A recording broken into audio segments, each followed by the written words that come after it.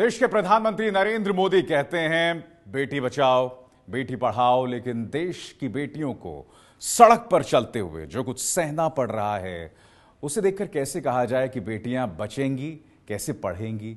पिछले एक हफ्ते से बेटियों के खिलाफ सड़क पर जैसे शैतानों ने युद्ध छेड़ रखा है।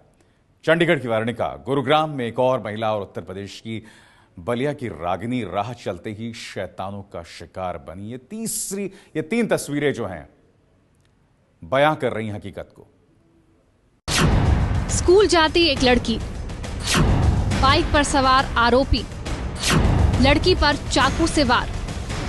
कल्पना की ये तस्वीर जब हकीकत में तब्दील हुई तो इतनी दर्दनाक तस्वीर जमीन पर दिखी कि किसी का कलेजा मुंह को आ जाए।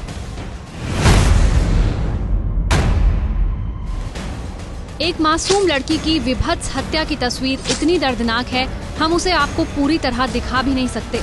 बस इतना बता सकते हैं कि अपनी मासूम आंखों में सैकड़ों ख्वाब पाले रागिनी दुबे नाम की ये लड़की अब वहां जा चुकी है जहां से लौटकर कोई नहीं आता है। और लगातार पूरे प्रदेश में घटनाएं हो रही हैं, गंभीर से गंभीर घटनाएं हुई हैं। विधानसभा, विधान परिषद में भी सवाल उठे हैं उन घटनाओं को लेकर के। और जब से सदन खत्म हुआ है अभी घटनाएं रुकी नहीं हैं। बलिया में जो कुछ हुआ, सरकार तो ये कह सकती है कि हमने कार्रवाई कर दी, लेकिन बलिया में बेटी के साथ क्या हुआ, इतनी गंभीर घटना हुई, उसकी जान तक चली गई। अखिलेश यादव 11वीं की छात्रा की विभत्स हत्या को लेकर योगी सरकार से चुभते सवाल पूछ रहे हैं। दूसरी तरफ रागिनी के पिता समाज और सरकार की आत्मा को झकझोर रहे हैं।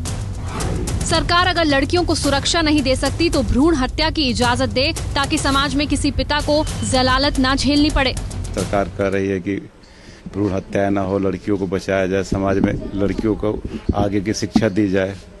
और आज हमारी लड़कियां पढ़ने जा रही हैं, स्कूल जा रही हैं तो उनको सरेआम कत्ल कर दिया जा रहा है। इससे अच्छा सुरक्षा नहीं है, इससे अच्छा कि हम बच्चे पैदा ही न करें, पहले ही उनकी भ्रूण की जांच करा के उनकी भ्रूण हत्या कर दें। मृतक रागिनी की बहन पूरे वारदात को लेकर गांव के दबंग प्रधान पर सवाल खड़े कर रही है।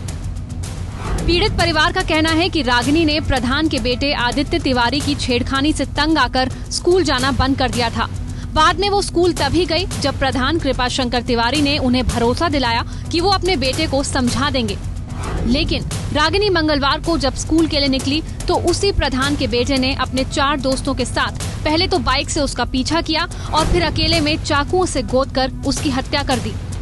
रागिनी की बहन का आरोप है कि वारदात में गांव के दबंग प्रधान का भी हाथ है।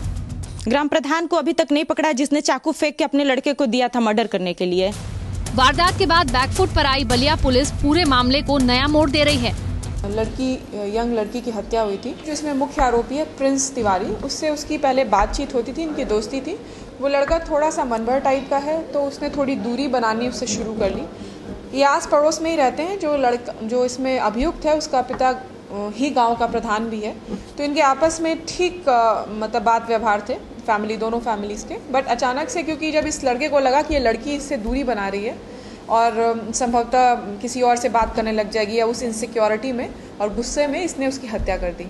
इसमें 5 आरोपी हैं, 2 मुलजिम इसमें गिरफ्तार हो गए, बाकी भी गिरफ्तार होंगे और बहुत जल्दी इसमें एनएसए की कार्रवाई होगी। बलिया पुलिस से मिली जानकारी के आधार पर यूपी के एडीजी कानून व्यवस्था भी वही दोहरा रहे हैं जो बलिया पुलिस कह चुकी है। एक बहुत दुखद कांड हुआ है एक लड़की के साथ, और मृतका के जिन लोगों ने उसके साथ ये कृत्य किया है वो उनके परिवार के, उनके जानने वाले लोग थे और द्वेषवश या किसी आवेश में आकर के घटना कारित की गई है। मृतक रागिनी का परिवार इस तरह की किसी थ्योरी से साफ इनकार कर रहा है। उसका साफ साफ आरोप है कि गांव के दबंग प्रधान कृपाशंकर तिवारी के बिगड़ैल बेटे आदित्य तिवारी ने अपनी हनक में रागिनी की हत्या की है। रागिनी के परिवार के मुताबिक आरोपी आदित्य इस बात से नाराज था कि उसकी छेड़खानी की शिकायत उसके परिवार से की गई थी। अब हत्या क्या, वो बगल के हैं और कई दिनों से वो लोग जो बेमतलब का लफड़ा करते हैं, प्रधान के लड़के हैं, मनचले हैं, अपना फालतू बोलते हैं, गाली गलौज करते रहते हैं, लड़ते झगड़ते रहते हैं। रागिनी का परिवार इंसाफ नहीं मिलने पर आंदोलन की बात कह रहा है। पुलिस प्रशासन हर बार की तरह परिवार को इंसाफ की दिलासा दिला रहा है, लेकिन इन सब के बीच सबसे बड़ा सवाल तो यही है कि योगी का वो एंटी रोमियो दस्ता कहाँ है जिसको लेकर यूपी सरकार ने दावा किया था कि वो राज्य की हर बेटी को सुरक्षित रखने का काम करेगी। ये है एबीपी न्यूज़, आपको रखे आगे।